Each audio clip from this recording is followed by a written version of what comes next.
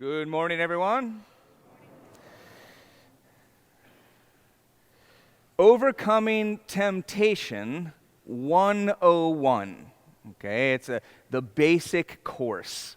And that's what we hear today in the gospel. So, 101, overcoming sin and temptation. Now, before we get into that, it was wonderful to see we had over 800 people come to Mass for Ash Wednesday between St. Joe's and Sacred Heart of Mary. So it's wonderful.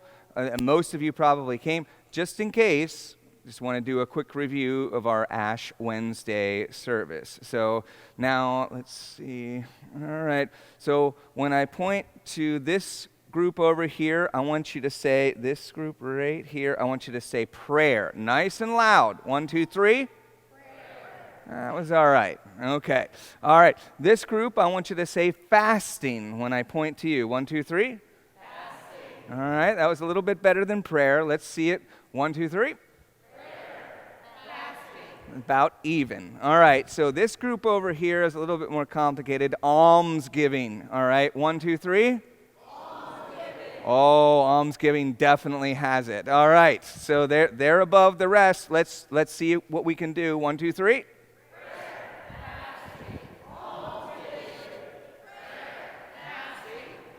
One more time.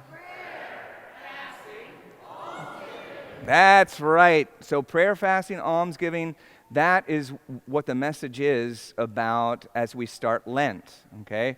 By the way, if you want to grow closer to anybody, if you want to grow closer to your spouse, if you want to grow closer to your child, if you want to grow closer to your grandchild, if you want to grow closer to your grandparent, if you want to grow closer to your uncle, if you want to grow closer to your niece or your nephew, pray for them. Fast for them. And give, for them and to them. And you're going to grow closer. Now, in this particular time, in Lent, we want to do that particularly for Jesus. I want to grow closer to you. I want to grow closer to you. So I'm going to pray. I'm going to do additional prayer. I'm going to approach you in an additional way of what I'm normally doing. By the way, the best prayer par excellence, is whatever is on your heart. When you woke up this morning, think about it. Every single one of us. Think of what you thought about the first thing that you woke up. What's on your heart?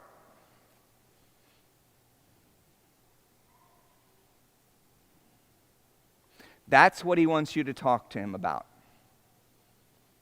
That's because if you want to grow in communion with somebody, you give them your heart.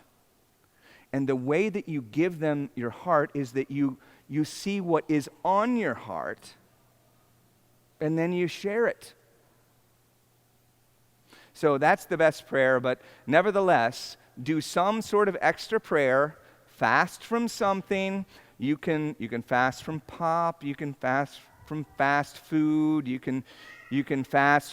How about Father Scott Seataller? He always said, Lent. Let's eliminate negative thinking, okay? Fast from negative thinking. Fast from negative thoughts. Fast from negative words to people. So there's a lot of ways in which we can take the fasting, but fast from something. And then almsgiving, so we have our tithe, and then in addition to that, we give to the poor. And and we can do that through our time or our talent as well as our treasure. Okay, so prayer, fasting, and almsgiving. It comes down to this: do I want to grow closer to Jesus Christ? No, I don't. Well, then just go business as usual for the next 40 days. Or if you're answering yes, I do want to grow closer. to Jesus Christ, to my Lord and my Savior, to my God, okay, then think about extra prayer, fasting from something, and some sort of giving, extra giving. All right, so there we have it. Now, today we're looking at Overcoming Temptation 101. It's a fundamental course. So if you've gone to college, you got your fundamentals. You know, I think about when I was in the Navy, and I actually did a lot of my fundamental college courses. They were community college professors, some of the best professors I had. Excellent people, loved what they were doing. You know, whatever it was, composition, or it was math, or what. So fundamental courses, so important. And this is important for us, okay? Temptation 101. So what does Jesus teach us? Okay, we have in the first reading the recollection of original sin, okay? Christ pursues us with a personal, passionate, unrelenting love to reconcile that. And here he's showing us how to address temptation. When temptation comes, this is the way we're supposed to deal with it. Now, think of it. A crisp, full bag of Lay's potato chips. Okay? It's fresh. You're about ready to crack it open. Maybe you're not a potato chip fan. Maybe you're going to the freezer. You're popping it open. Breyers. It's a whole half gallon of ice cream. It's your favorite flavor. Maybe it's vanilla, maybe it's chocolate, maybe it's strawberry, maybe it's butter pecan, whatever it is. And it's waiting for you, okay? And the temptation comes. Eat the whole thing, it's going to fill me. It's going to make me feel better. That's the temptation, okay? So the temptation comes to us. What does Jesus do? Now, he's fasting, it says for 40 days. It means a long time. So he's been fasting for a long time, and the devil actually approaches him. And he manifests, and he says, you have the power to turn this stone into bread. Now, he just says bread, but I'm thinking, Italian bread that's crisp on the outside, and you break it, and it's just flaking, and it's so soft on the inside. So he says, turn this stone to bread. Now, here's where it comes, and Jesus teaches us. The first thing about temptation is you have to face it. How many times have we had that temptation? I was like, I want to eat that ice cream. I want to have that, those chips. I want to sit down and watch Netflix for 7 hours. Okay, I want to do that. But the temptation is there, and then this is what we do: la la la, la la la. No, I'm just going to ignore the temptation. What happens? It comes to us like a wave from the ocean, and it crushes us. You can't ignore the temptation. The first thing that Jesus tells us or shows us is that you have to face it. You have to face your temptation. Okay? I am being tempted. I'm being tempted to eat. I'm being tempted to sleep in. I'm being tempted to sit on the couch and be a potato for the next 3 hours. That's what I'm tempted to. Right now, I'm tempted to that.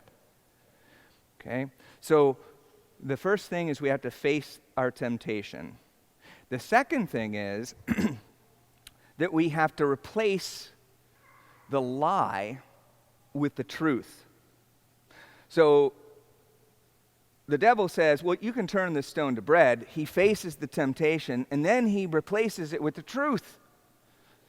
Man does not live by bread alone, but by every word that comes forth from the mouth of God.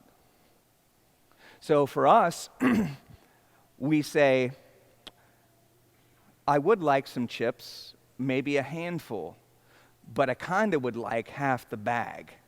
And I could take a couple of scoops of ice cream, but I kind of would like to finish it off. Or I'd like, 5 more minutes to sleep in, but I think what I really want is another hour so I don't work out. All of these types of things, but if we face it and then we replace it with the reality, have I ever given up sleep and exercised and then felt, gee, I wish I would have slept? No. There's never a time where you actually got up and worked out and then thought, gee, I wish I would have slept in. Is there ever a time where, I just did 2 scoops of ice cream, I'm moderated, and it was wonderful, and did I really need the rest of that? Or, we have to face it and replace it with the truth that only God can fill us. St. Augustine of Hippo, in his Confessions, you shouted out and broke through my deafness. You burned brightly, and you chased away my blindness. You breathed your fragrance upon me. Even and now I long for you. You touched me, and I burned for your love. For you have made me, O God, to live forever in your love. And my heart will not rest until it rests in you. There is the core of our temptations and everything. It says, if this will make you happy, this will make me happy. No, it won't. What will only satisfy us is our communion with the Lord and a life ordered to Him and moderated to Him. So again, we face the temptation. We replace, the lie with the truth. No, this bag of chips isn't going to fill me. You know what's going to fill me? You, Lord. You. I'm going to have a handful of chips. I'm going to have 2 scoops of ice cream. I'm going to have 5 minutes of extra sleep. I'm going to have, ordered. But you know what? What's going to satisfy me? Following you. Following you is going to satisfy my heart. Now, the last thing is connect. Face it, replace it. So face the temptation, replace the temptation with the truth, the lie with the truth, and then connect. We need to connect as human beings. So Jesus, in the gospel, it says the angels came to him. The angels came to him and lifted them up. They lifted him up. You and I need to call someone. If you've had a temptation, or maybe you talk to your spouse, talk to somebody. Talk to a friend. Say, you know what? I don't know. I've really been struggling. I've been struggling with this. I can't get up in the morning. I know I need to get up and exercise. I know it. But I'm tempted every morning to sleep in. So it's like, I'm going to call you. I'm going to call you at 6 a.m. I'm going to call you. You take that call. You get out of bed, and we're going to do this together. Face it, replace it, and then connect. Connect with another person. Okay? And there's the key. Well, that's fundamental. 101. Okay, temptation and defeating temptation 101. There's the invitation for you and me.